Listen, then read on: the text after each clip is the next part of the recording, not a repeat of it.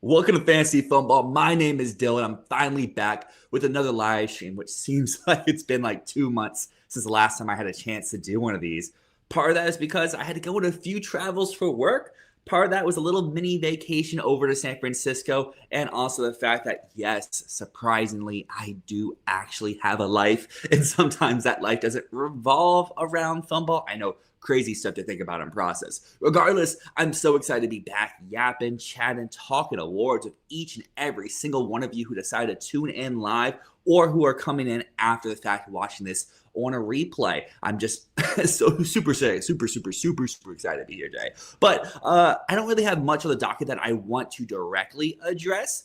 Recently, we started up our Fantasy Filmball website, which I do want to highlight a little bit here today, especially showcasing our mid-season awards and kind of giving some of my personal opinions on what we did award, as well as seeing what movies, performances, techs, and crafts all of you out there would like to see recognized from the first half of 2026.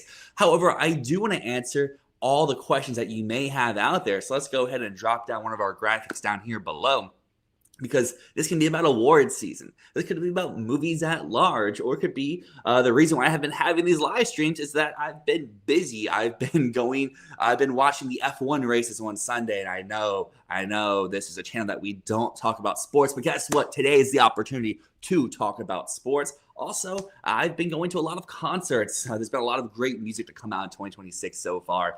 I guess you can't see, it's a little too far over the little vinyl station, but Olivia Rodrigo dropped her brand new album, and that might be the best thing I've heard this year so far. Like I said, I've been to a few concerts. I have a few concerts lined up here in the future. But today I have a pretty lazy Saturday ahead of me, so I'm really looking forward to just talking with you all for however long we really want to do it today. But also, there's been a lot of updates in the Oscar race. We have new trailers, new posters, new acquisitions by film studios since the last time we did a live stream. And of course, in a few days, I had the opportunity to see Christopher Nolan's The Odyssey and glorious IMAX 70mm Monday night. It can't come soon enough. I'm so thankful and so excited for that opportunity. And also, I just got an email earlier today.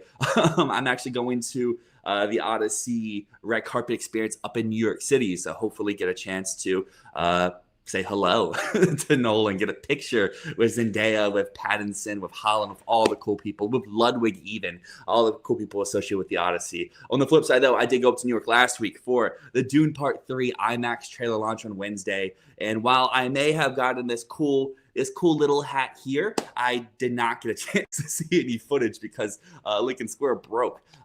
So I've actually yet to even see the Dune Part 3 trailer. So maybe we can even watch that together here today for a little live reaction. But all in all, let's turn it over to the chat now to see if you have any questions, what you want to talk about, if you want to just say hi and really get down to business. And I'll also, I guess, throw up this cool little updated awards expert graphic here, because we haven't had this live stream in, like I said, like 2 months. So there's been a lot of movement on this chart. You'll see some stuff has gone up a lot. Something like we're seeing coming up on the bottom right now, Obsession, is a brand new entry. The last time we did a live stream was essentially like a month and a half ago. Obsession wasn't even in the top 25 at that point. The Invite is number 11. I said on our last live stream, how is this not even in the top 25? And now it's all the way up to number 11. And now that hat fucked my hair. So I guess I'm just gonna keep the hat on. Let's jump it over to the comments here. We got Josephine DeMarco saying, "Do you still believe in, or you still believe in Fior?" I do too. I mean, I don't think there's a real reason to not believe in Fior quite yet. I mean, obviously, it won the Palme d'Or. We know Neon loves to push their Palme d'Or winners, and the ones that don't get the nomination tend to be a little bit more abstract. And yes, you can kind of say Fior is a little abstract, and I think there will be people who have some issues with what the film may be wanting to say or wanting to do. We've already seen some of those misreadings of the movie out of Cannes, but I think unlike something like It Was Just an Accident, which people did really enjoy, Fior has names attached to it. It's got Sebastian Stan, it's got Renata Reinsve. I think that will help the film succeed in places where It Was Just an Accident could not, even if It Was Just an Accident is a movie I really, really, really do adore. Also from Josephine DeMarco, which film do you think Searchlight will prioritize more, Behemoth or Wild Horse 9?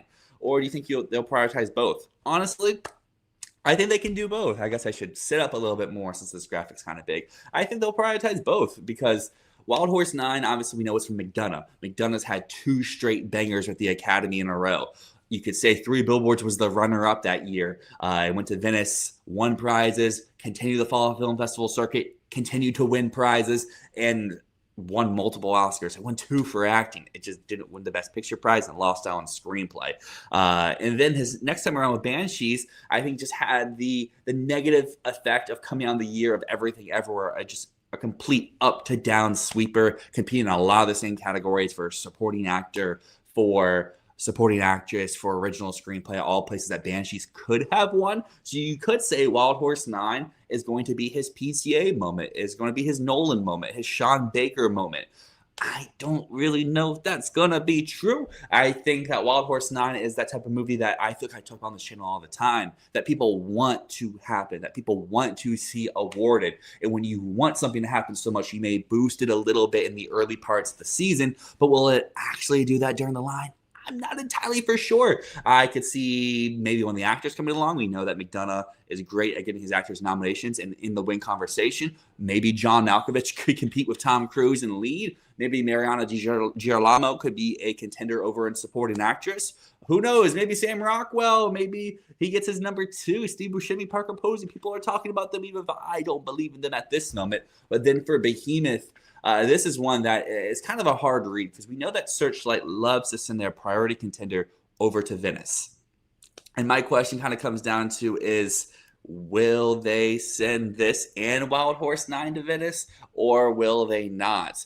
I just, I'm not sure they'll do both at that time. So I think that Wild Horse 9, if it goes to Telluride, not Wild Horse 9, if Behemoth goes to Telluride, then I think they can coexist. But if Behemoth is like a TIFF premiere, a New York Film Festival premiere, then I'm a little bit more hesitant on the film's chances. And for a third, Josephine DeMarco comment here. I know it's rare for directors to win Best Picture twice, but it happened before. Who says it can't happen with The Odyssey? Exactly. Even if it doesn't win picture twice in a row, Nolan can go back-to-back in director like Alejandro Gonzalez Iñárritu a few years ago. Or he could do it for picture and director as well. I mean, Spielberg almost did it, but then we had the One Flew Over the Cuckoo's Nest and Amadeus back-to-back. So, I mean, it's in the realm of possibility here. Shout out to King Bradson here. Shout out. Midseason awards were so rigged. Snub My Father's Shadow. Hey, we'll talk about that here just in a little bit. Here we are. Wear the Dune hat to the Odyssey event. You know, I could. I wanna dress nice. I wanna look cool. I wanna look fancy at the Odyssey event. The issue is it's gonna be 90 degrees outside. Can I wear a suit? Can I look snazzy? Can I look cool when it's 90 degrees outside? Probably not. So we'll see. We'll see what we have to do. We have Elizabeth here saying, "What's the Odyssey's win package?" It's a great question. That's a great question. I have yet to see the movie. This is going off of other people's reactions and also my personal psyche and thinking from knowing the story itself. I would assume if it's winning picture, it's bringing along Nolan. Then at that point, could it bring an actor? I don't think Damon would happen. I don't know if I believe Tom Holland supported actor for a win. Anne Hathaway, maybe she could get her second, but I'm going to assume no acting comes along with it. Then we have casting. I think that could just be a nomination, not a win if it's not winning an actor. Screenplay, I currently have it at my number 1, but I don't think that an adapted win for The Odyssey is a necessity for its Best Picture victory. So, but I'm going to keep it here in this hypothetical scenario. So those 3, then we go down to the text. I think that you could say production design, cinematography, editing would all be in its win package. And if it's just that strong, and we know the Academy loves themselves some Ludwig, we all love ourselves some Ludwig. Ludwig wins too. That's 7, and I think that could be a good landing spot for The Odyssey in terms of a Best Picture win package. So I guess to recap, picture, director, adapted, production design, cinematography, editing, and score. Obviously can add more. It could lose some things, but that's kind of my head keys right now.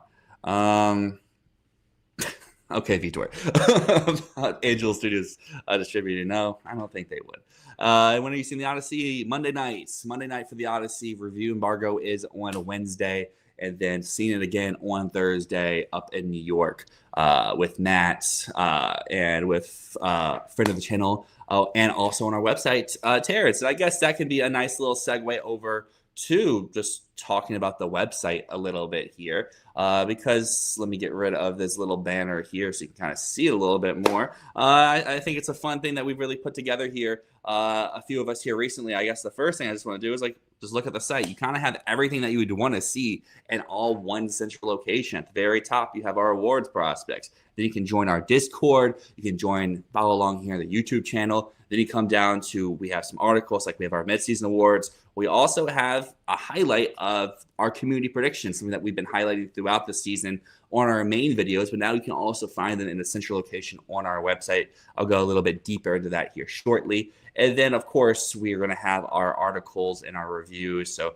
obviously, like Andy saw Moana the other day, gave us a 2.5-star review, so it's fine. Vitor saw Young Washington and gave us a half-star review. Probably not very good. But then we also have articles as well. We have Ray talking about an animation retrospective. If you want to know a great game plan to how to build your animation lineup, this is an article. We'll have a lot of detail. Then we also have a link to our YouTube channel, and then just more as well. But I guess I do want to go back up to that article that Ray put together for animation, because we're about to put out our best animated international and documentary feature video here a little bit later in the week, sometime before the Odyssey embargo goes up. I have to edit it. And it was like an hour and a half record. And I haven't seen any docs, and I haven't seen any international movies. So it'll be a fun one to edit up a little bit. But I think a really cool thing that we have in our articles is they're not just going to be discussion pieces saying, hey, this is why we believe something happens.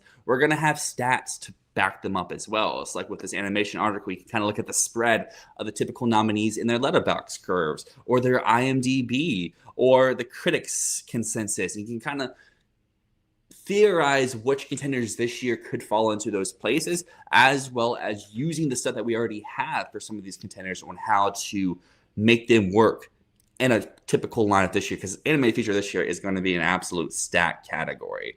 And like, I feel like last year, you see the movie, which direction? This direction behind me, Minions and Monsters, would be in last year. No questions about it. This year, though, you could argue it may not even be in the top 10 in the animated feature race. But just coming over more to our Filmball website, we have our writers page where you can kind of see everyone involved and what they're doing and everything like that. So you have my page, you have Matt's page. I do want to give a shout out to Brad down here. Brad did an amazing job at helping us make this website come to fruition. It's something I've wanted to do for so long. And behind Brad's amazing design skills, it's finally become a reality. But like on here, you can kind of see his page. We have our links to everyone here, but also there's also a link down to articles that staff members have written. So like coming over to Brad's case for Obsession, how it could become a Best Picture contender for a nomination, kind of compares it to other films inside the race. So kind of like what tier is Obsession currently in, has in the predicted nominations, but it's not like a win contender or likely nom or anything like that. But then we come down, and then it's a great in-depth article comparing it to other films like Here Were Train Dreams of similar metrics, and awards path prognostication for why Obsession could become an Oscar nominee. It's just part of the really cool things that we have going on here on our website. The other cool thing, like I mentioned before, is our community predictions. They're going to be highlighted right here. You can see them anytime. If you want to become a part of these community predictions, all you got to do is join the Discord link down in the description. But essentially, obviously, we can look at Best Picture. The Odyssey is number 1. 98% of people have it for the nomination. The most have it for the win. You can see our top 10. You can also see the next films in line, as well as other films that people are currently predicting for a nomination. Granted, one thing that we're going to hope to do here in the near future for these community predictions is have them updated a little bit more frequently. Obviously, we're in that time of the race where not much is going on every single week, where you need to have weekly updates. Here, though, once the Odyssey comes out, the goal will be at least monthly, if not bi-weekly. So these were done on June 1st or at the Cannes Film Festival. And obviously, like I talked about at the beginning of this live stream, Obsession wasn't even in the top 25 in the community predictions a month ago. And now go to community predictions, you can see below it's in the top 10. But the other cool thing here is you can kind of come in by the category and see where stuff is moving up, where it's moving down. So like if we come here to supporting actor, you can kind of see at the moment where 47% of our community has John Goodman winning for Digger at a 98% nomination rate, where like on the borderline, like Riz Ahmed is the first person out. One person, I'm assuming one person, if it's 2%, has him winning, while 38% of people have Riz Ahmed in for the nomination. We'll talk a little bit more about that here shortly. The thing I do want to get over to is going to be our Midseason Awards, because I do want to hear what some of you people out there, what are some of your favorite films of the year so far, and I can have a chance to talk about some of my favorites, because it's fun. We're halfway through the year. We should highlight some of these movies overall. Coming down here, we got Avengers Doomsday, over under 1 nomination. Call it right now. John, just for you, I'm going to say over. I'm assuming the line is 0.5, but I'm going to go over. Visual effects, Doomsday, Marvel, they're going to return to the Oscars. How can they not want to do the amazing visual effects that we've seen out of the MCU here recently? It's going to happen. Coming over here to Miguel, can Toy Story 5 and Disney Pixar's losing streak, can Wildwood continue that streak? I had the perfect video for you, Miguel. Wait 2 days. It'll be coming out here soon. A little spoiler for that. I am not on the Wildwood train for a win. Matt is, but we make our cases pro and con for each of those films, as well as everything else we currently have in our top 15. React to the Dune trailer. I will. We will do that before we wrap up today, because I still haven't seen it yet. I went to the IMAX premiere event up in New York. Sat in line for 4 hours. You can probably see my face a little bit. Got a little burnt because, you know, when you're as pasty as me, burning is kind of easy to happen. But I got a hat. I got a poster. The poster's not big enough to fit in that, so it's not really useful. I should probably change Minions and Monsters out since it's come out. But I'm waiting to get the drama poster. It's just the theater next to me doesn't have it, so I gotta seek it out a little bit. And then Elizabeth saying here, the invite's top 5 of the movie. Yes, it's my favorite movie of the year, and I wish I had a chance to see it before we did these community, before we did our server, not our server, I'm just talking in circles now, before we did our website awards. Essentially, all of us on the website, we came together and we did a long list, then to a nomination, and then we voted on our winners as well across our categories. Kind of had a little tease here from the front, but there's 8 of us. We voted on across 11 categories, and as we come down here, straight to Best Picture. And honestly, can I spin my phone? Does that make it look better? It does not make it look better. It makes it look actually quite worse. So let's try something real quick. No, that's not going to make it look better. So we're just gonna flip it back around. So Best Picture here, as you see, Project Hail Mary took the victory for us. We did a preferential ballot for our rankings. You can kind of see it here if my phone wants to react. Cool, we love that. Let's see. If I remove it and I bring it back, does it react? No. Good. We'd love that. See, this is the cool thing about live streaming is sometimes stuff doesn't want to react.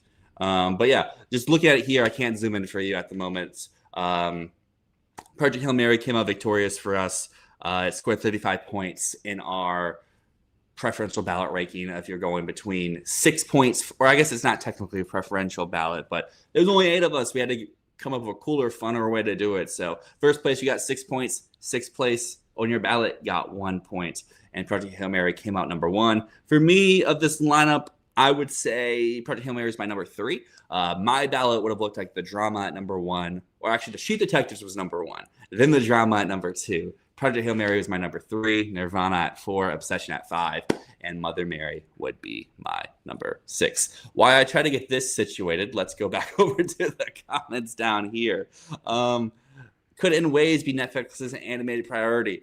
This is one I'm interested to see in the coming weeks what people's reactions are to it, because the people I know who have seen this movie, they all kind of say it's mid. But I know that led me a little bit of a stray last year because like Matt and Arno were both not huge fans of something like The Secret Agent. And clearly The Secret Agent had lots of love, lots of hype behind it. And it eventually got into not just a Golden Globe victory, not just a partial trifecta win, but got the Oscar nomination, got the Best Picture nomination, got a lead actor nomination. And that's all things that I'm going off of the feedback of the people who I know their taste and I communicate with them.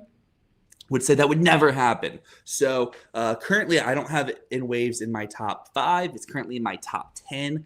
But I know I probably have some clouded judgment changing my mind a little bit with that movie. All right, this should be fixed now. So coming back down in here, can zoom in a little bit. So yeah, Project Hail Mary came out victorious for us. The drama came in number 2. Very happy to see that. That would be my, I guess, maybe preferred winner. I like Sheep Detectives more, but the drama is the one I would rather see recognize. But I think, funny enough, Obsession, Sheep Detectives, Nirvana, all tying here is a fun little thing because you're 3 so different types of movies. You have Sheep Detective for the whole family. You have the laugh out loud romp of Nirvana, and you have the cultural zeitgeist sensation of Obsession. And then Mother Mary kind of rounded out our lineup of 6. And as you see here, it's got a lot of votes. As I zoom in here, it's got a lot of 6th place votes, but that's the cool thing when you have a nomination committee of 8 people is if some people are so passionate for a film, it can propel it into the nominations. If I were to propose my 6 favorite movies of the first half of 2026, at the time of voting, I had yet to see the invite, so I couldn't really help it for the nomination here, but I would say the invite would be my 6 favorite movies. It's my favorite movie of the year so far. Number 2, I would have the Sheep Detective. 3, I would have the drama. 4, as people leave because they know what I'm about to say, is Michael. 5 would be Project Hail Mary. And my 6th favorite movie of the year so far, I guess this is where it's kind of like a cliff, where not a cliff, but there is a little bit of a gap in this next part. But I would put number 6. I would put Epic, the Baz Luhrmann Elvis Presley concert doc. I just thought that was so fun, so energetic, so cool. So those would be my 6. And as we go through here, people out there who are watching, feel free to drop yours down below. But yeah, the other cool thing with our midseason awards is we give our writers an opportunity to talk about why they loved the film that we did award with that prize. So you can see here. And the other cool thing here, if we come down to Best Director, yes, Lord and Miller do take the victory for Project Hail Mary. But guess what? On our Twitter page, which you can also follow in the link in the description, Phil Lord retweeted he liked our post, and then he decided to drop a follow. So for our viewers out here, you're just like Phil Lord. You like whatever our Filmball stuff is bringing you here. But yeah, Lord and Miller take our victory here. My vote of these 6 would have gone with Christopher Borgli for the drama. I think the way that he has a mastercraft on that film is so unique, and that's part of the reason why I probably would give my vote for a drama in Best Picture so far in the first half before I saw the invite. Is I just feel like there's so many great elements to that movie, and it all comes down to the man behind the camera, behind the editing room, behind the screenplay. So Borgli would get my pick for director, and would also get my pick for a few of the other categories as well. Like over in lead performance, you see our nominees here: Robert Aramayo, Emily Blunt, Ryan Gosling, Jafar Jackson, the People's Champion, Indy Neverready, and Zendaya. And this was a hard one for me to vote for because I do enjoy all these performances. I think Robert Aramayo is sensational in I Swear, and I think it sucks the negative stuff that happened around that film's awards campaign last year, because I do think in an alternative timeline, if SPC handled that campaign correctly this time around, he could be an Oscar nominee. But hey, a BAFTA win doesn't hurt anyone. Emily Blunt is fantastic in Disclosure Day. I may really not like that movie, but that's no fault of her. She's just a chameleon. She just changes into that role, becomes so many different types of stuff all in one central scene. You can kind of read a little bit of Terrence's reasoning for why he voted for Emily Blunt, but I do agree Emily Blunt is a great winner. Ryan Gosling is so fun. He commands the screen. He's such a life force in Project Hail Mary. Jafar Jackson is who got my vote, is who I would want to win in leading performance. Just resurrecting Michael Jackson, a one-for-one recreation, feeling like you're watching the King of Pop on screen is no small feat, no easy task, and he does it in strides. You can say he moonwalks his way to an amazing performance, and I hope that, like with the Astra, the HCA, a place where I get to vote in mid-season awards, he won over there, so I hope that can continue through the Oscar season and the award season at large to get recognized. Indy Neverready, Great in Obsession, and Zendaya in the drama. But I'm going to speed through some of the other one of these, and then we can get back, because I know some people want to watch the Dune trailer, but supporting performance, we went really cool here, and this is the fun thing with the first half of 2026 so far, is like there's not a standout, like, oh my gosh, this is the best performance of the year so far over in the supporting category. Maybe if you throw Indy over there, you gotta make that case, make that argument. But I think Indy's a lead. Our website thinks Indy's a lead. Our server awards that we're currently conducting thinks Indy's a lead. And I think Focus knows that she's a lead and they'll campaign her over and lead. But over here in supporting, we have a stray of unique and different kinds of performances that normally probably want to get awards. Love, see the names here. My vote would go for Taylor Page, and I love Boosters. I think she's just a ray of light in that movie. She's so funny. She's so hilarious. I think all the best gags come from her character. I think the viral moment also comes from her. And I think that just speaks to how great of a comedic talent Taylor Page is. She's so underappreciated, and I just hope that in the future she continues to get some of these cool and fun roles, because I think just going through her IMDb, you can kind of see a nice array of different performances that she's given out there. And she's always one of, if not the best thing in whatever movie that she is in. But our winner is Shy Lewis Perry for 28 Years Later, The Bone Temple. And you can read on our website Ray's great reasoning for why he got his vote and why at large we did select Lewis Perry as our supporting performance winner for the first half of 2026. But like I mentioned before, the drama, it's such a great movie. Like every part of the film, the hat is right there. Maybe I should have wore that hat today. But yeah, Borgley got our screenplay win. You can kind of see our screenplay nominees here.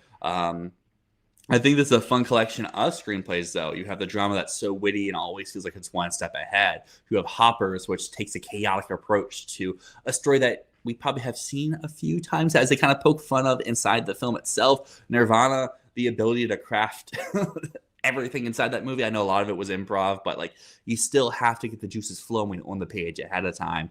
Obsession, zeitgeist moment of the year. Project Hail Mary, adapting a book that people love. And of course, my beloved Sheep Detectives. I wish Sheep Detectives could get a win for something. But then we come over to editing. Again, the drama takes the victory. You see our nominees here. You can read Vitor's stuff on our website. And yeah, like I said, I'm going to kind of blow through some of these a little bit quicker. Michael casting, let's go. So fun. I understand people really, really don't like the movie Michael, but you have to give props where props is due. It's for Jafar. It's for casting young Michael of Giuliano Cruvalde. Victoria Thomas did an amazing job at casting Michael, and I hope for the Academy, and I hope throughout the season Michael continues to get representation across the board. I don't care, Michael haters, take the L. Michael's a great movie. Cinematography wasn't going to anyone else besides Greg Fraser of Project Hail Mary. Lance Singer and Wuthering Heights has my vote. Again, say what you want about the movie. Wuthering Heights is oil painting after oil painting after oil painting on display, but Project Hail Mary is not too shabby of a winner. Music, though, this is a category I think is really fun, and I think more places should adopt this model because, yes, there's scores, yes, there's songs, but I think just having music overall, you're combining both, I think makes for a fun head-to-head comparison, and the music of I Love Boosters came up victorious for our website as a whole. And then we have over for Best Scene. This is another cool one. I enjoy the Best Scene conversations. I know in our server when we do our end of the year awards, it's always like, why do we need a scene award? Scene award is lame. No one cares. But hey, look at these 6 scenes. Even if you don't like these movies, these are 6 banger scenes. I mean, The Number of the Beast is the best moment inside of 28 Years Later, The Bone Temple. And I mean, that's represented here. Then Full Disclosure from Disclosure Day. I am a D1 Disclosure Day hater. And I can admit that got my vote inside this category. That sequence is what works about the movie. And it's at the very end of the film, which I think does make some of what you watched before feel a little bit better and a little bit more worthwhile. Yeah, Disclosure Day. Movie mid scene, great. Then you have the club fight from the Furious. You have the bad concert from Michael. You have the CN Tower jump from Nirvana, and of course, space fishing from Project Hail Mary. I'm a little surprised with our love that we had for the drama from top to bottom that we couldn't get the worst thing you've ever done table discussion into our nominees of 6. But hey, can't hate. But the thing I was most intrigued by with our nominees is our most anticipated category. Look here. What movie are we missing? It's this one. Between the 8 of us, we did not include Dune Part 3 in our most anticipated movies of 2026 for the back half of the year. I think that's interesting. But we do have The Odyssey taking our victory here. Most of us will have the opportunity to see it within the week. I'm very excited. Like I said before, screening Monday, red carpet experience on Tuesday, and then again in IMAX 70, this time up in New York on Thursday. But I do want to get back to just, I guess, questions that people may have talking award season as I kind of load up this Dune trailer. So I guess I can watch it. We'll see what YouTube thinks about that. I didn't think about that until just right now, if YouTube would be weird about that whatsoever or not. Actually, I don't think they'll be weird if I don't play the audio, but maybe they would be. I don't know. But yeah, so I guess coming back over to the comments over here, we have Focus. Got it. Angel Stews. Yes. Vitor, Master Troll, Rage Bait King, and took another one here there. Honestly, I think the best way for me to do the Dune thing would be is just screen sharing off of the website, because I don't think you can hear the audio on my phone if I play it through, which sucks. Actually, maybe it can. Let me see. If I play. Hold on. We're going to work through this together. I'm going to keep this somewhat small, so then YouTube can't be weird and be like, hey, what are you doing? What are you watching? What are you watching over there? But let's try this out. We're trying this out on the fly. This is gonna be interesting. We're gonna see how this goes. First, can we hear anything? That's gonna be the good question. No, we can't. So that's why I need to just share my screen. So fun stuff. This is the fun thing of live stream, is you learn stuff out as you're going through it. As I get that step though, do you think Behemoth will be more of a crowd pleaser or more of a tar? Just on vibes alone, we haven't seen a trailer. We haven't seen really much of anything quite yet. I would say more of a tar. I think it would be more of like a character set piece, just hearing how the description is on paper, where it's a cellist coming back to LA to work on music and to find himself and discover himself. Sounds like it would be more of a tar type feel and a vibe of it, but maybe it could be more of a crowd pleaser. I know there's been some reports of like a test screening and everything like that. I obviously don't know anything about that, but yeah, I think it would be much more of a tar type contender than a all around crowd pleaser. All right, let's see how this goes. We're gonna try something here. We're gonna try it, and maybe this is gonna cook. It's gonna cook this all together. But we're gonna try here, and I don't know if it's even gonna play the audio for all of you out there. Is not playing audio, so cool. So fun stuff. Let's go back to Cyclone as I keep working through this. Behemoth at number 1 because I wanted to be unique. I had no idea it would go over well. Hey, that's the fun part of doing predictions early, is no one knows anything. You can do whatever you want. There's nothing wrong about it. I think the only time when like people can be like clowning on a prediction is like when you have details, you have stuff that you can go off of, and you can go off of. Like, let's say, for example, if you're someone out there who wants to predict Michael for Best Picture. We've seen Michael. We know that Michael is not winning Best Picture. That stuff can't happen if you're a Disclosure Day person for Best Picture. We've seen the movie. You know that's not going to happen. But then if it's something like Behemoth, if it's something like Wild Horse 9, if it's something that we haven't seen, that we know is probably going to be good, then yeah, you're good. You're good to go with that. I don't think anyone should clown or anything like that. All right. I think we might be in a spot now. Who knows? Maybe people out there can't hear it. We're into a spot now where I can hear it. And maybe y'all not hearing it is the more important part. And I'm probably a pretty lame person to live react to a trailer, because I'm not someone who's like, oh my gosh, this is so cool, or anything like that. But we can watch it, and then we can and then we can kind of talk about it afterwards. So I guess we'll go with it here. and we'll see what happens.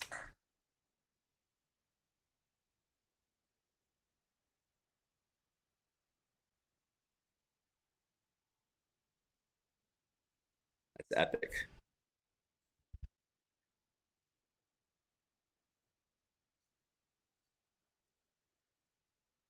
At least so far, I take back what I said about Linus' cinematography. I'm liking how it looks in this trailer. I didn't like how it looked in the first one. I wanted my boy Greg Fraser back, but it looks good here so far. Like really good.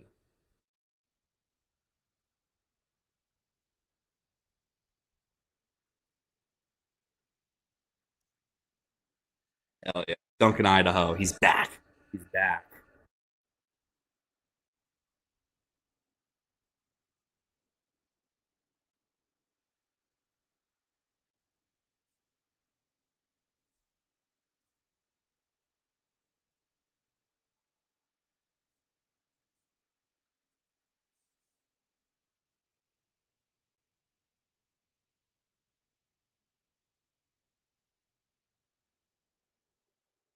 Oh shit. This shot looks epic. Low.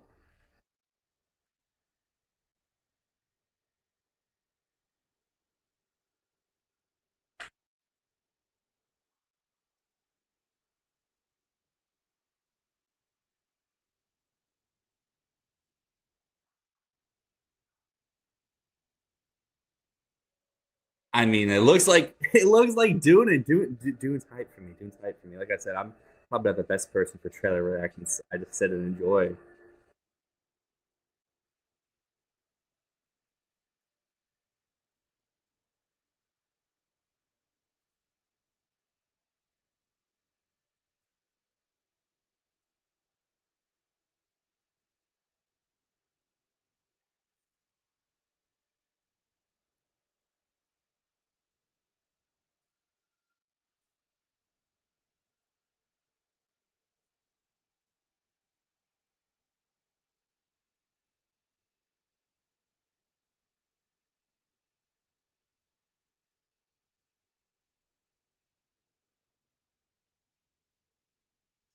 Man,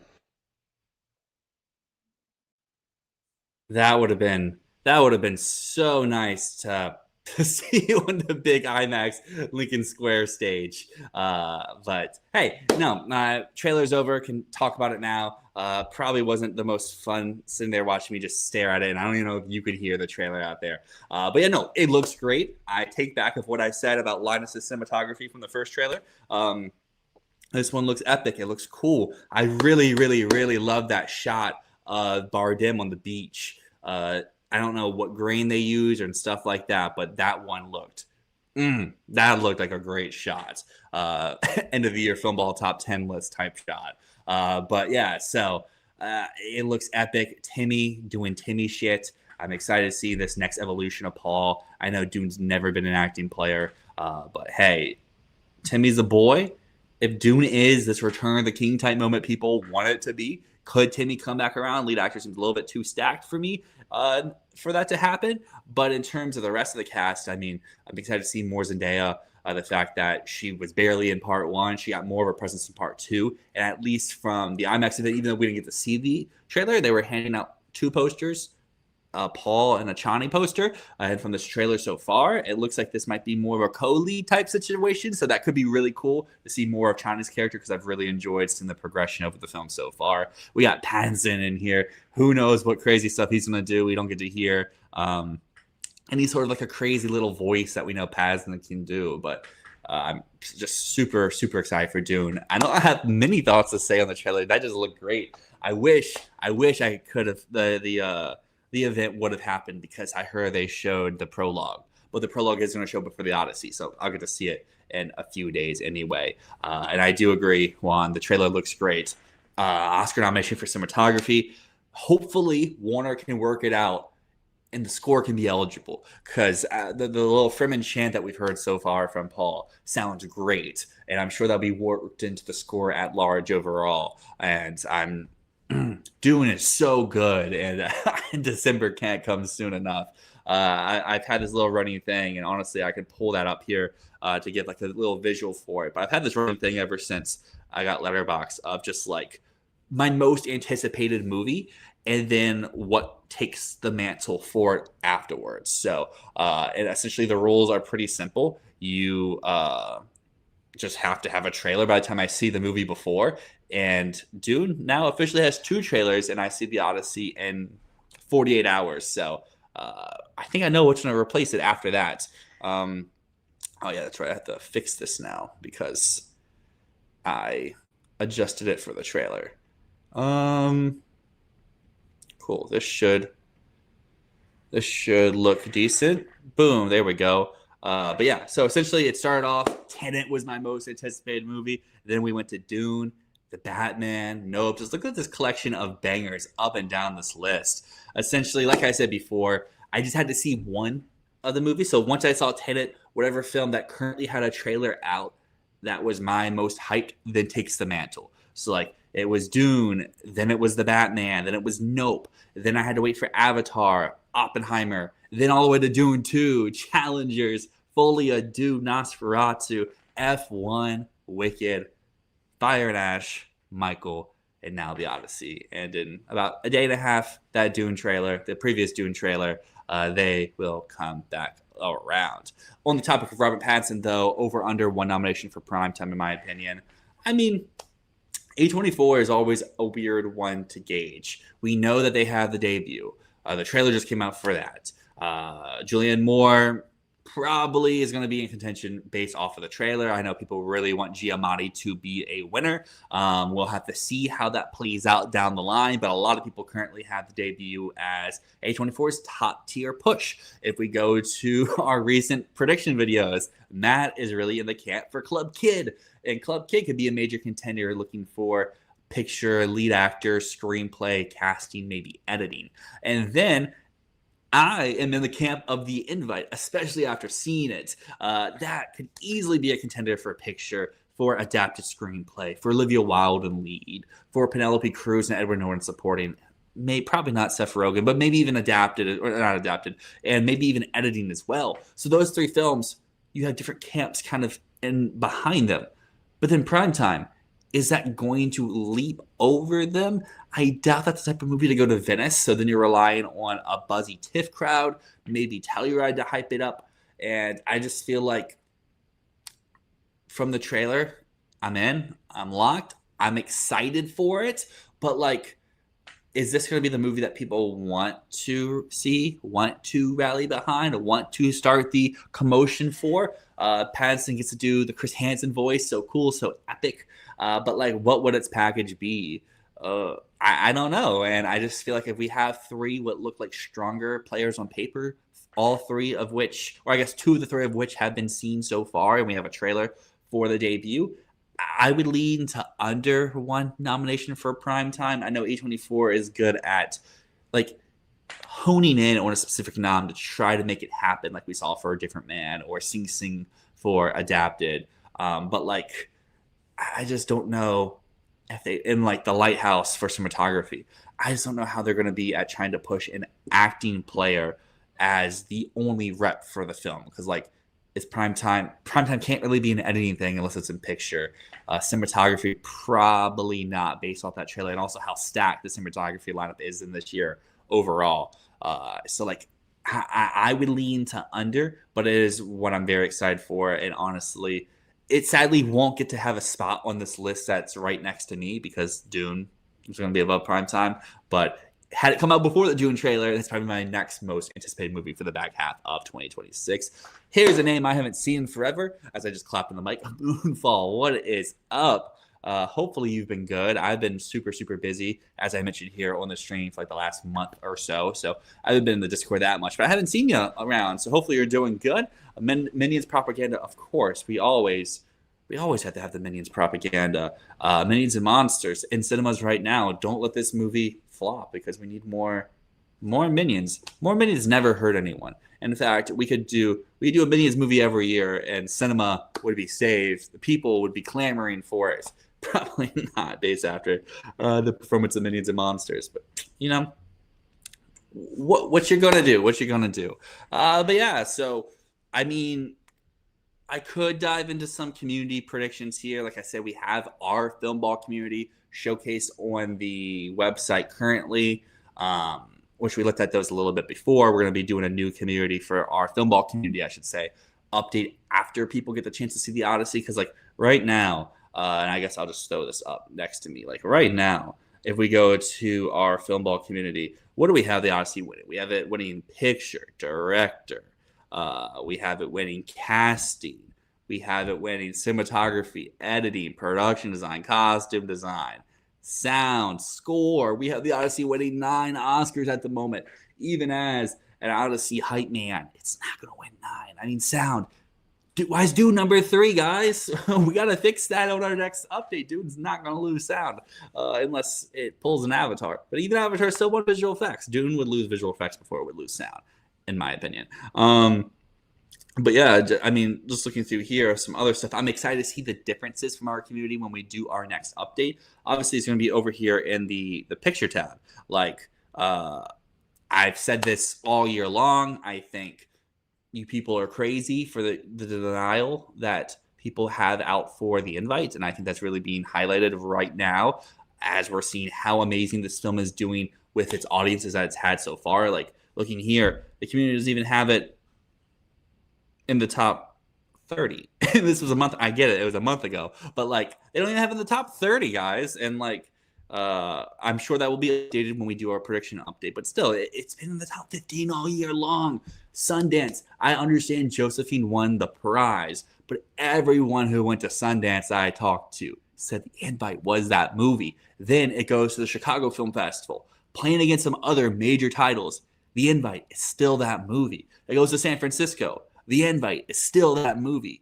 It comes here to Philly, not at a festival, just as a showing. And the response and the commotion inside that room is the invite is still that movie. And I just think that it's got the hype behind adaptive screenplay. I think that there will be some buzz and some campaign for Olivia Wilde to happen in lead. One of, if not both of the supportings are going to happen. At that point, you're cooking a stew. You got yourself a Best Picture nominee. A24, yes, they suck, but they don't suck that bad. And unless like Club Kid comes out and is amazing, they're going to give the invite at least their number 2 push. So like it should be higher. But yeah, other stuff from our community that I'm excited to see. The differences when we have the update here is obviously you can see there's no Obsession here. Most people at large would not have Obsession in their top 30 a month ago. So that will probably come higher. It'll be interesting to see how high. We have a trailer for Social Reckoning. Will it stay in the top 10? Will it fall out? Card of Heaven is one that people got really behind early due to the Twins video. And now that the season's going on and on and on, people are cooling off a little bit because there's a great chance this movie's not even coming out this year. Coming over to Juan's comment down here, the invite will definitely be nominated, and it's director Olivia Wilde. There aren't many female directors this year, and that is a great thing. And I'm going to come over to my personal stuff. Don't look at this too much because most of it is out of date. But like coming here, this is, I know it says July 11th, but it's from a while ago. This is not very updated. Looking here, like, yes, Nolan's probably going to be in. Yes, if Digger hits AGI, probably has a spot. The Javis are probably in. Mungu probably will survive if Fior is the Best Picture nominee. Then we have an open 5th slot. What do we do for the 5th slot? Currently, I do have McDonough, but like, I just don't know if I see it, especially after the fact that like something like 3 Billboards, he didn't even get in, and that movie was number 2 for picture. I can totally see Wild Horse 9, even if it is in the top 3 for Best Picture. It's a conclave type film where the director just doesn't happen because the push for it is the actors. The push for it is the screenplay. And the director is the one who's left on the chopping block for someone a little bit more glitz and glamourly and flashy. Could that be Denis for Dune if that hits? Could that be one of the other international contenders? I doubt. I think that Pawlikowski or Hamaguchi would come in with the fall of Fior and Christian Mungu. Then we have Georgia Oakley for Sense and Sensibility. That's currently the woman who I had in my top 15. But I do agree whenever I do my next director update, Olivia Wilde will shoot up this list. I don't know if she will get the nomination, but I can totally see her getting a mention at like CCA if they are a little bit hesitant or slow to the ball with some of the international directors, or if some other contenders drop off the race later in the season. Especially, this kind of all revolves around Wild Horse 9 not winning Best Picture, and if Digger is kind of, mixed. Some people love it, some people don't. Or maybe not even love it. Some people like it, and some people really don't like it, like a Don't Look Up scenario. But yeah, would definitely move her way up into my top 10 if I were to do. And you know what? Why not? Let's do it right here. Nolan's going to stay 1, and Inarritu 2.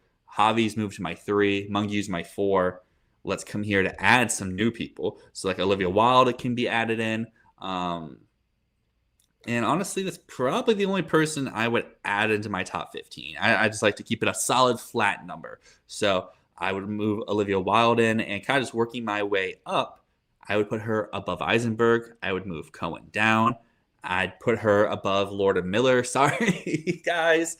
I'd put her above Gilroy, above Fincher, above Ford. And I'd put her on par with Georgia Oakley at the moment. So I think that my top 5 will remain the same. I think that I will keep Denis as my alternative. If this is actually the time they will give Denis his flowers, his love for the Dune series, then I have my international feature alternates of Pawlikowski and Hamaguchi, if one of them can take out Fior to get into the Best Picture nomination.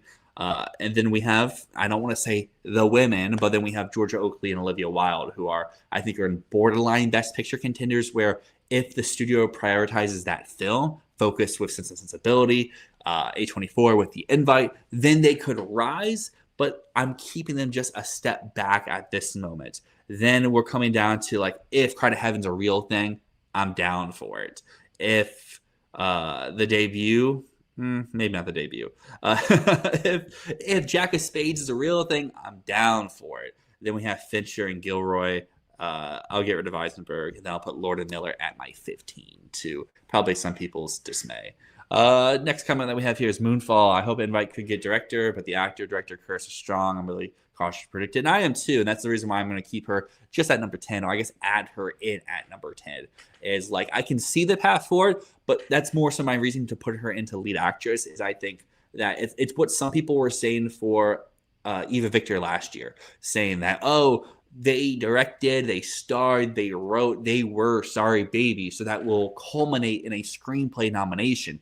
Obviously, that didn't happen last year, but I think those same arguments can be used to propel Wilde this year in a film that is much stronger, much more seen, and dare I say, a little bit more well-liked than Sorry Baby was last year. I think Sorry Baby has some strong hitters, but I think that Sorry Baby is not one of those films that are going to have that, like, I'll stop, because I know some people would be like, no, Sorry Baby is the best movie of last year.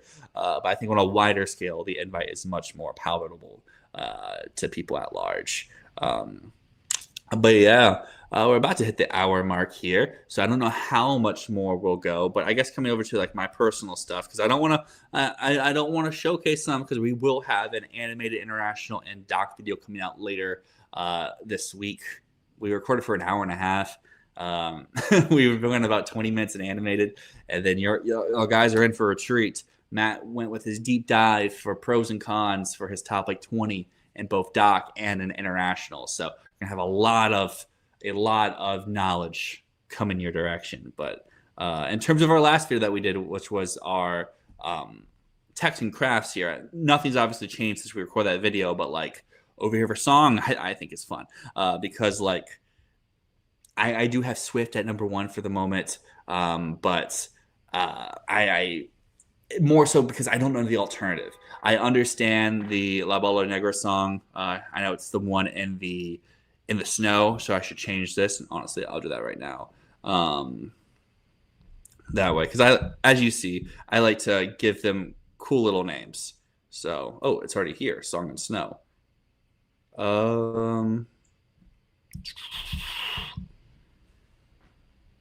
So yeah, we come here. So I'm already out of the Song in the Snow. Save.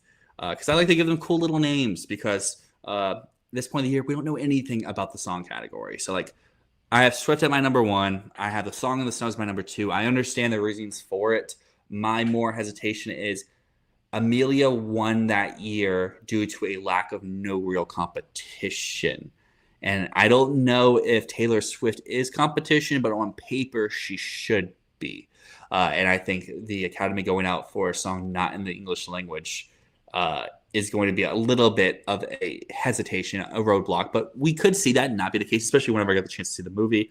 The debut, we don't know any of the songs' names, but I'm assuming if this is her debut performance, there is going to be a big number to showcase her debut performance near the end of the movie. So I would assume if that movie is a somewhat contender, if Julianne Moore is in the lead actress conversation, that song would happen. We, of course, have our obligatory Diane Warren slot. And for fun names, we have a random doc song we don't know yet from Documentary. That would be my fifth here. And then, like I said, I haven't updated anything since we recorded the video. That was like, what, two weeks ago? So that's why there's a lot of to be determined and more so just songs I know, like the Power Ballad song. I don't believe in it, but I know it to exist. I know we'll make the short list. A song by Lady Gaga. Which one? Great question. I'm not answering that. Chains of Love is more of a hope diction, but then we have like Hunger Games. We got Messiah King, Mother Mary, Hex, Hoppers, Forgotten Island. Those all could be a possibility a little bit down the line. Odyssey song is in. Did not know there's a song on the Odyssey, so that's something to look out for. Do we argue in the video? Oh, we have a little bit of back and forth in animated feature because his film that he has winning, I have low. The film I have winning, he has out. So the energy's high at the start. Then, like I said, there's no issues with it. But it becomes the Matt Deep Dive for Doc in International, which so much great content on the way.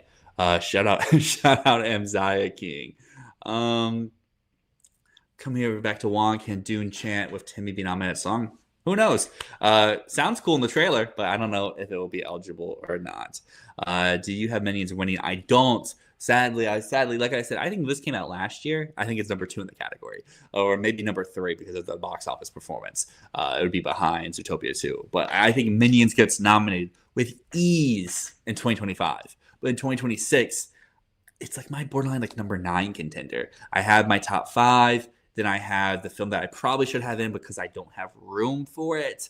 My 7, 8 are stuff that could be like critic type picks, but I don't really believe it. And then Minions, I think, are my number 9. So like, it pains me that the one time the Minions could be a thing, it's in a year where it's just so stacked on paper. Obviously, stuff like Wildwood or Ray Gun or Shaun the Sheep could flop out of the race. But I do feel like they all have like an alternative that could take their spot if they do fall out the race type of thing. Camp Session have a win path for both screenplay and indie. Great question, Cinema Addiction. And that's actually something that we have on a brand new website. The link is down in the description. Brad did a whole in-depth article about Obsession, about its path to the Academy. Vitor also did an article about indie and her chances of winning either in supporting actress or in lead actress. But from my personal opinions for its win path, I don't think there's a win path for screenplay.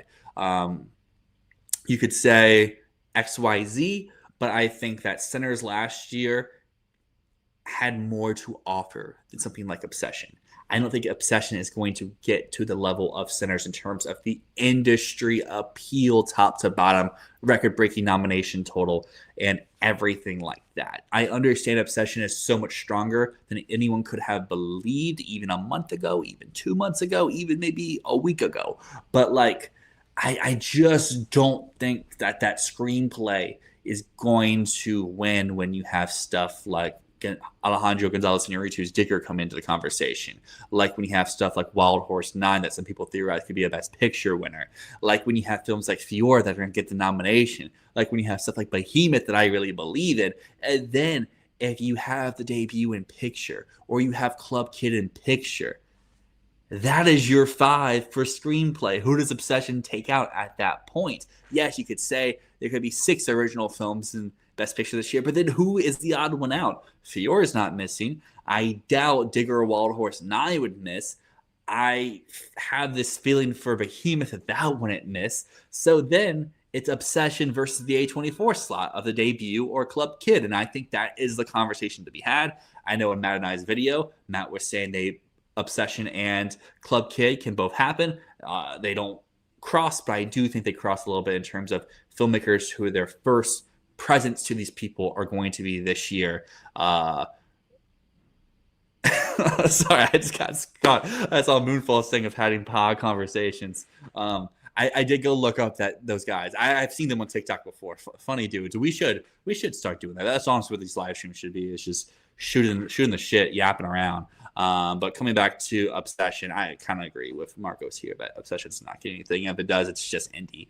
I don't think it's going to be a picture thing. That's more so because of my belief in sensibility and the fact that Obsession, its pathway just seems so hard for me. It seems like the Weapons path from last year. And I understand Obsession made more money. It's more of a cultural conversation. But Amy Madigan, you could say, was the Jamie Lee Curtis surrogate from Everything Ever All at Once. The person who gave the A-OK for people to vote for this movie and take it serious because they know who Amy Madigan is. They know who Amy Madigan's husband is. They know who she is. They've met her. They've enjoyed her. And like, oh yeah, we'll give this movie a shot and we'll watch it. And clearly it missed multiple shortlists that it should have made. It did not get nominated for screenplay. And the only nomination it had was Amy Madigan. And I just think like it could be a very similar situation this year where like no one from Obsession has the industry cachet to be like, hey, this is why you take the movie serious. And if it succeeds, it will probably be off the back of indie in whatever category she goes, if that's lead, if that's supporting. And I just don't know, even if she wins, because Amy Madigan won last year and still couldn't bring screenplay, still couldn't make makeup make the short list, still couldn't have casting get the nomination, despite the fact that they had to recast that whole movie in 7 days. And Amy Madigan was the only holdover from before, or Austin Abrams was too. But like, I just don't see Obsession bringing more to the table. Let's play a game. Could Obsession win Best Picture? No, 0. Moving on to that. Odyssey will have a song when I'm home by Travis Scott. Banger. The Plan from Tenet, absolute banger. Tenet in general, absolute 10 out of 10. I wish I could have gone up to New York to see the 70mm re-release of that it was doing at a theater, but I could not go because it was going to be like 95 degrees that day. Did not want to sit outside and walk around that long and kill time for the movie. But Tenet's a banger. Nolan is one hit after another. Travis Scott makes good music. That's what I'll say. And I would assume this song will be good. But like Moonfall says here, I doubt the music branch will care all that much about Travis Scott. But yeah, I guess just to look at some other categories before we wrap up here. Really, I guess my last thing, and this is probably the last thing I'll say before we hop off here today, and I guess I'll go to Moonfall's comment first. Obsession's introduction to the Academy could be Jason Blum. You'll have to give me some reason why the Academy would care about Jason Blum and Blumhouse. But supporting actress is a category that I'm very interested to talk about in the future, especially with Matt, because I currently have Penelope Cruz out. Do I believe this? No. But I don't know if I believe the Academy is going to year one double nominate someone. And I understand La Bola Negra has Netflix. I understand that La Bola Negra is going to be the stronger film. I haven't seen it yet, but I have seen the invite. And I know that she has everything that you need for a nomination inside that movie. And if she has 6 to 8 minutes of screen time here in a 200 or in a 2.5 hour film, that most people don't tend to say that she is the standout in, why would she miss, or why would she get that nomination and not for the movie that a lot of people say that she is the standout, that she has the third most screen time, that she has maybe the arguably most screen presence inside of? And my reason for one right now is just she has both, and I feel that could propel her to a win nomination. I just don't believe in anyone else here for a win. Like Sandra Hüller in Project Hail Mary, I think she could be like the America Ferrera type Barbie nomination, where it's like, oh, great monologue, great scene, a movie that I really enjoy. Come on in and get the nomination. Anne Hathaway for The Odyssey, can talk more on that in like 2 days when I see it. I do think she's going to nominate. I don't know if she's going to win. I have Sense and Sensibility in Picture as Creed Miles is playing a very baity, juicy role. Mariana Di Girolamo, from what we've heard, is one of the showcase performers inside of Wild Horse 9. And Cruz has 2 performances. And I understand the reasonings for picking this one. I understand. It's the stronger film, the better studio, and the one that has the hype from the higher brow. But I just think that every checkbox you need, she checks off for the invite. So it'll be a question for what to do for that.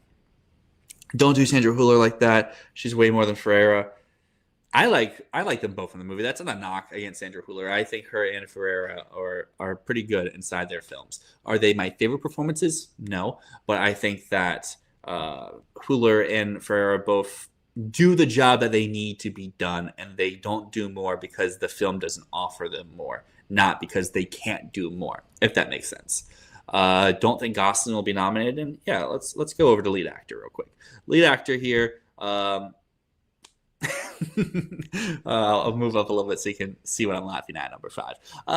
Here's my thing. I recently moved Cruz number 1 over Malkovich. I think Warner is taking every step and checkbox out of the book to make Cruz the priority, the conversation, the namesake. The question is, can that last all season long? And I kind of have to lean to yes, barring something overtly negative to do against Digger. Because I think last year, the reason why Timmy didn't win after being anointed the winner before the last Academy even took place was a few things. I think the first thing was largely due to the fact that Sinners was so much stronger and Mari Supreme was dying and getting weaker the closer and closer we got to the Academy. I think that is the priority main number 1 reason. Here, if I were to look for alternatives, Matt Damon is in my Best Picture winner. I think that Wild Horse 9 and Behemoth are probably on the same level as Digger in terms of competition. But I don't think Digger will suffer as much as Mari Supreme did, because I think it will have a win in its bag. It should have makeup, from what we've heard about it, in its bag. Marty did not have an additional win in its bag outside of Timmy. So, I think that can keep the hype for Digger alive. Then, the other thing why Timmy probably didn't win is his age. Tom Cruise is maybe twice the age, maybe even more older than Timmy, so he's good. And the third thing is his personality. That, I think, could come back to bite Tom Cruise. That's the reason why I had Malkovich early in the season.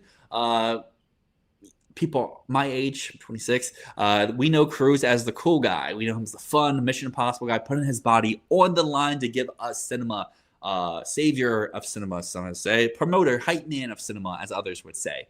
For people a little bit older than me, maybe for my mom, who's in her 40s, Tom Cruise is the Scientology guy. He's the guy who jumps up and down on couches. He's the guy who was mean to Nicole Kidman. And then people older than that know him from the stuff he was doing in the 80s in the action films. So I think there's a wide variety of Academy members and their perceptions on Tom Cruise that could come back to bite him. But barring Tom Cruise saying something really weird or out there, or that gets twisted and turned the wrong way, I think he'll just be good for it, especially with the makeup most likely win in his corner. Malkovich, from what I've heard, is so juicy and would win most other years, but Tom Cruise is here. From what we've heard about Behemoth, I want to have Pascal here. I feel like he's been building to a nomination, and this just makes sense. But to the comment before, Gosling not being nominated, I could see that, because scrolling down here a little bit, Gosling is my 4 at the moment. I'm going to ride on Jafar and believe in Jafar Jackson until I have a reason not to. I understand critics, as you see, hate Michael. Is that for the movie or is that for other reasons? That's another question. But I think from what we've seen is even the people who hate and despise Michael always mention in their review how good Jafar Jackson was. And I think as we get throughout the season, he will show up at some critics groups. I think that he will get Golden Globe drama. He will get Critics' Choice. He will get SAG. That's the question. Can he get BAFTA? If he has 3 of the 4, is that good enough for an Oscar nomination? I think that comes down to the strength of the category. If Gosling pulls a Margot Robbie and Barbie and is the odd one out for Not saying he's doing this, but some naysayers to Robbie and Gosling would say they're playing themselves in the movie. Where's the acting? Then maybe he could be the odd one to fall out, even if he gets every precursor, like Ariana Grande last year for Wicked for Good. But then we come down to some next in line. Obviously, Matt Damon, The Odyssey. If he's in the Best Picture winner, if he has juice, if he has the performance, he would move up here. Recently took him out to put Jackson back in, but I want to fit them both in. Sebastian Stan, from what we've heard from people who've seen Fiora, say that he's good. He doesn't do enough, but he's good. But if the movies are strong enough, he could live. We have the SBC's push to John Turturro. Then we come down to a lot of people that are kind of just here to fill out a 15. Like, I don't believe, and from what we know, he's supporting from La Bola Negra. I don't believe in Robert Pattinson for prime time. Arameo should make it, but I don't think SBC is going to do the right campaign for I Swear. Why would they do Brad Pitt again for Cliff Booth? Jack of Spades is next year. Club Kit's too small. And Dune Part 3, they've not done any acting yet. What I should do, though, is, because I haven't updated in a while, I'll go ahead and add what I'm sure people are asking, and I'll get rid of Josh O'Connor. Actually, I shouldn't get rid of Josh O'Connor. Let me do that real quick. Let me get rid of the guy from La Bola Negra because he is supporting from what we've heard. So let me move Andrew Scott up real quick and put him right here. And I know people are like, that's crazy. He should be higher. Maybe he should be, but I'm going to wait until we have more details about the film. I'm not going to go just straight off of one article saying that he's great and this movie's great. I know there was a bidding war. He points to so many other films in the past years that had a massive bidding war that their awards campaign did not come to fruition. I do believe that he's real. I'm not saying that Andrew Scott's not a real contender, just not banking on that quite yet. Don't think Jackson will get CCA Globes, and that's fair. I just think that at Globes especially, I don't know if that's fair at Globes. Globes, it's a drama lineup of 6. What are you, like, how do you not fit him into a lineup of 6? Like, even if we bring in Andrew Scott here, like, I'll bring in Andrew Scott and I'll put him up really high. Andrew Scott, we'll put him at 3. Pascal, Damon, Scott, Stan. What are the other 2 to not do Jackson at the Globes? Like, Turturro? Sure, that's 1, but we need a second one. Primetime's not happening. Dune's not happening. Jack of Spades is next year. I Play Rocky's fake. Obsession, they couldn't even do him at the Midseason Awards. The Beloved is fake. Soldier Reckoning, not happening. Paper Tiger, not happening. I'll get rid of Pressure here because he has a new movie now. Like, there's not the competition to gatekeep him at the Globes, in my opinion. And then CCA does what they are told to do. And if Jafar Jackson is currently projected in the top 6 for the Oscar, they're going to maybe do him. And SAG, obviously, for what you said, they're the most likely to do Michael at the moment. And I guess for Juan here, currently, while I'm high on Behemoth, just heard a lot of great things. I've heard a lot of great things from trustworthy individuals, and I understand you have to read test screenings with a grain of salt, but my thing is there's a difference of a test screening report coming from Rumi, coming from some random outlet from a media page, like what we've heard from Elsinore, versus a test screening from someone that you know. And when it's positive like that, you got to be positive like that. Moonfall here is saying they would do Pattinson for sure. So they see them do Driver over him as well, Bardem. And that's the beauty of difference of opinions. I would say Pattinson's a near 0% chance. But who knows? Driver could happen. I think Neon has way too much on their plate to give a care of Paper Tiger. And if the Globes loved him so much, Driver that is, they could have done him for Arnett instead of nominating no-name movies that year. But maybe Bardem. SBC did just pick that movie up, and that could be the 6th. But if SBC has Bardem, they're not going to do Turturro. They're not going to do both of them. You know, Globes, they do weird shit, and Michael will be considered the weird shit this year. But that's probably a good wrap for here. I appreciate everyone who came out today. I haven't done one of these in a while. Hopefully, can get back in the cycle of doing these more often, and maybe can bring some more people back up. We're getting closer and closer to the film ball drafts, so maybe can bring on some different people than our normal drafts. Instead of our normal league draft, can bring on some people, and we can do an early like mock draft sort of thing where this can kind of help set up the draft sheet, the ADP sheet for all the people who want to go MIA in the middle of drafting this year. Fun stuff on the horizon. Like I said, though, tonight I'm going to go see Evil Dead Burn, I think is what it's called. My letterbox in the description. Our Discord's in the description, too, if you want to hear my thoughts on that or just talk to other fun, like-minded individuals. Obviously, our website, something that I'm really proud of. I really appreciate Brad, who helped design it, as well as all of our staff members. Go check the website out. Links in the description. That's going to be really fun, and we have great stuff coming out. My Odyssey review will be on the website once I see it after Monday. I think the embargo is Wednesday. There'll also be a video review, but you may not want to listen to me yap about it. You may just want to read about it and do it really quickly. Red Carpet Odyssey on Tuesday. I got to figure out what I'm going to wear. It's going to be 95 degrees outside at one point because it's from like 4 to 7. So like I got to find something to be flashy. You got to look cool a little bit. I mean, Nolan's going to be there. Ludwig's going to be there. Zendaya's going to be there. I can't be looking like a fool, a chud, a loser. My hair can't look like this.